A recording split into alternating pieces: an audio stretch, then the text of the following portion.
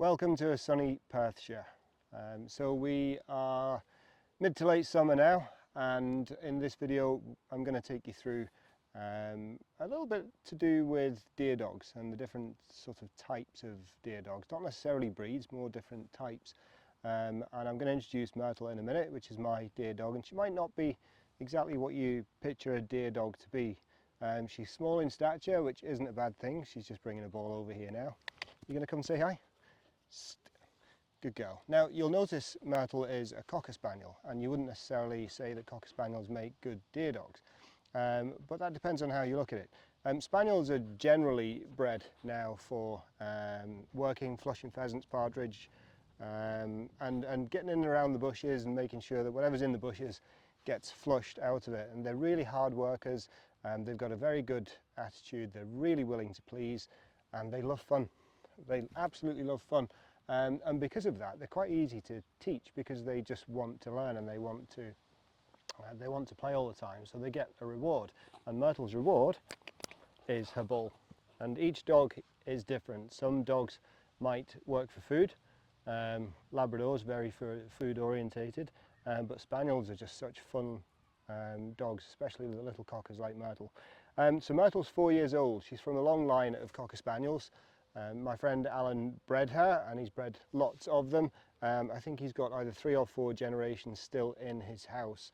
Now you'd think of a Cocker Spaniel as being absolutely bonkers, which they are a little bit, but actually the bonkersness can almost be bred out of them, and it's very behavioural, and behaviour can be changed. So Myrtle's actually very, very calm, and you'll see this later in the video because we're going to go out for a deer stalk. She's very, very calm, she's very, very focused, and her tells, and I'll talk you through again when you see it, but there are very specific tells when she sees deer and when she finds deer, and we'll come on to those soon. Now, she's not a big dog, and I like a small framed cocker because you can get them over 2-metre fences, deer fences, which is very handy. You can pick them up and throw them over ditches, which you might have seen in other videos because we stalk together a lot. In deep snow. That's one thing about short legs. Deep snow is a bit of a struggle, and that's where the likes of the pointers or the sort of bigger dogs would have an advantage in longer vegetation or thick snow. But generally Myrtle is a deer companion. Now a deer companion and a deer dog do differ because they're able to do different things because of the stature, because of the behaviour.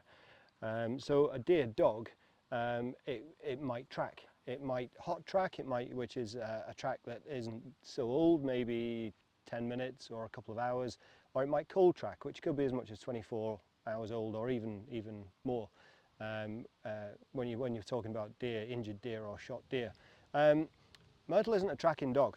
Myrtle is a deer companion, so what she will do for me is wind scent. Now Myrtle's the first dog I've ever had that I allow to walk in front of me. Normally they've been to heel or just behind, but I allow Myrtle to walk in front of me because I can see her body language, and she knows that because she'll scent the wind and she'll test the wind.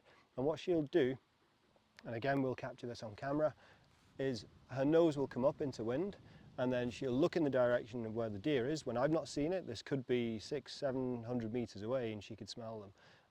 Or in woodland it could be 100 meters away, 50 meters away, and I just won't know it's there. She will. So her nose will come up into wind, she'll point in the direction of the deer, and she'll look at me. She'll look in the direction of the deer, and she'll look at me. And she makes it very obvious to me that there's a deer there, even though I won't be able to see it. So this is what I'm talking about, the differences between a deer dog, which might be able to track, and it might even be able to bring an injured deer down, so it can be humanely dispatched quickly by the stalker or the dog handler. And also when I've shot a deer, maybe it might run off 50 meters or 100 meters and die in cover or in a ditch or a hole, and they can be very, very difficult to find.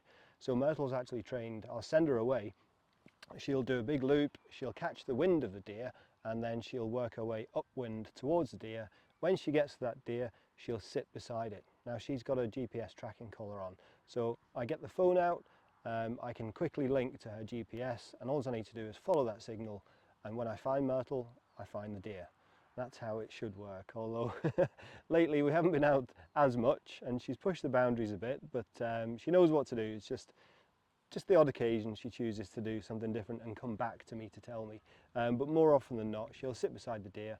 I'll go in the rough direction that I've seen her disappear in.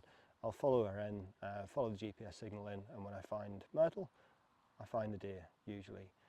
So hopefully we'll be able to show you all of this in practice.